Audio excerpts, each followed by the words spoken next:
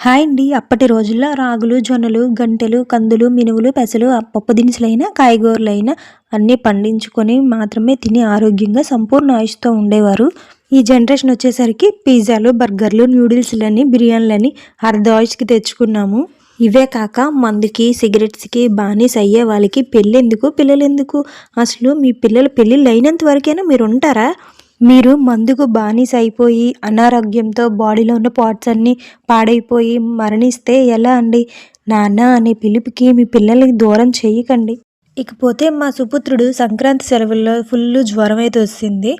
ఫోన్లో రీల్స్ చూస్తూ Mary బిస్కెట్తో chocolate lollipop అయితే చూసి షాప్లో మేరీ బిస్కెట్ తెచ్చి అమ్మా చెయ్యి, అమ్మా చెయ్యి, అమ్మా చెయ్యి అని ఒకటే ఏడుపు.